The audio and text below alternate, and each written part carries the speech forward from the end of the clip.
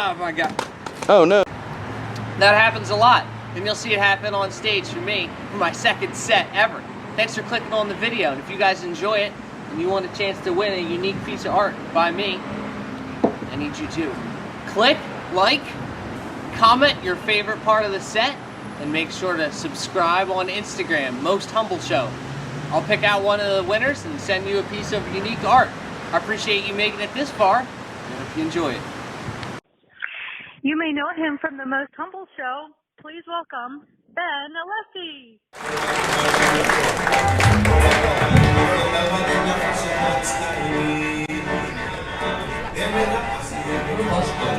How you guys doing tonight? What's going on, Philadelphia?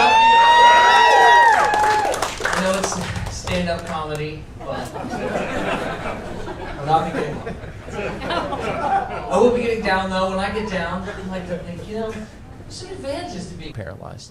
One of the first things I can think of right off the top of my head, I'm a lot less likely to get kidnapped for ransom. Also, if I was kidnapped, whoever did that would take over my attendant care and transportation. So it's really a win-win. I could advise them on who not to kidnap, join the cartel, me, Juan, and the three amigos. They might have room in their trunk. I hope whoever kidnaps me has room in their trunk. That would be cool. It's really my best bet because my dad would not pay that ransom. He does this thing where if he doesn't like your offer, he goes, "You tell me how that's fair. Tell me how that's fair." And I'm like, "Dad, no, Dad, just let him just." He's like, "No, I'm asking the questions." And that's just at McDonald's. Not having it. Call my wife, probably be worse. And if you ever called your wife and asked her for money, but hey, it's me, and Juan. Juan wants some money. We need some money. Hello? Looks like I'm learning Spanish with the amigos. Main hassle in life really is everything, but if everything's worth the hassle, then it's not a big deal. If I get kidnapped, there's a lot of things I don't have to worry about.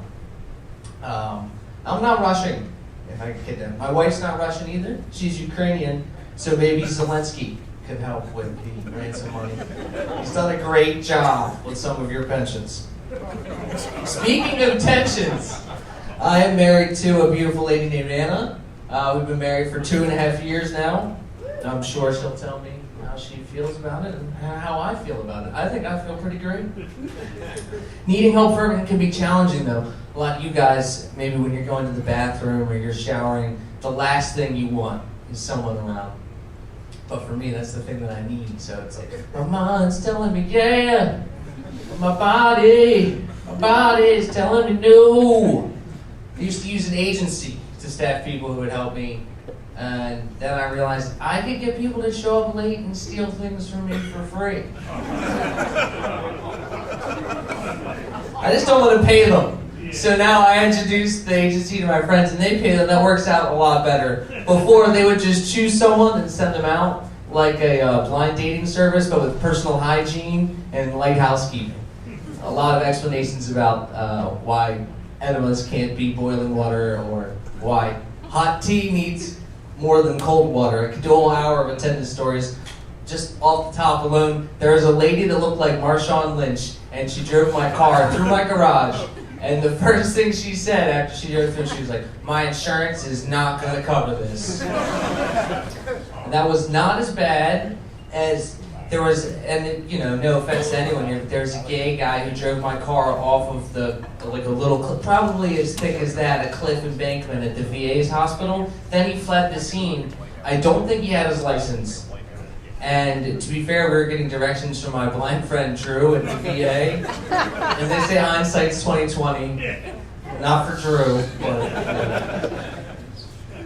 not as bad as probably the most unique situation I had. I had a midget attendant, she was a small midget woman, a woman who was a midget who's small. She was all those things, and I meant no offense by any of them. They asked me, should she come out? I said, yeah, that would be great. Does she have transportation? They said yes. They forgot to mention her transportation came in the form of her boyfriend. And so her boyfriend would sit in my driveway. He looked like Mike Vick. And he would sit in my driveway in the Oldsmobile, and she was like, he goes wherever I go. And I was like, all right, well, but I have a car, so you can drive my car. And she's like, all right, well, he stays here. And so for a whole week, I would come home and wonder where Mike Vick was going to be. Like, would he be parked out front? Would he be out back? Would he be sitting on my porch? I was like, this has got to end. Like, I was really stressing about how to end that. I don't have any pets, so I wasn't too worried. But eventually got out of that one. Now I just stick to hiring friends. Sunny days all over. We all need friends at times like this, especially with the smoke coming in. Storms. My least favorite, tornadoes. I think that they make it personal. You know what I mean? They come to you. And for some reason, yeah, you get it. Hurricanes suck too. And besides, not as much as cyclones, but it doesn't make sense for naming either of them. Also, for this joke, I had to Google it. And for this year, we've had Hurricane Arlene, Brett, Cindy, Don, Emily, Gert, Franklin, Harold. The white privilege must stop. For real, the storm names are not helping. Let's go back to the fun ethnic names. What happened to El Nino? I don't believe in Mother Nature, but we shouldn't be naming these storms that kill people. I don't think that's the kind of weather I want to encourage.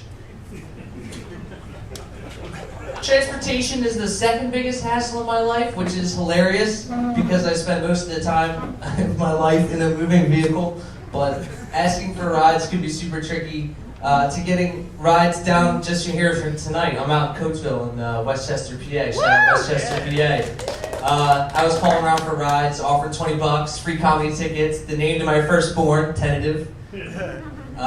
Nothing. I was like the letter G in my phone book, just calling people. And you gotta be careful what you ask for.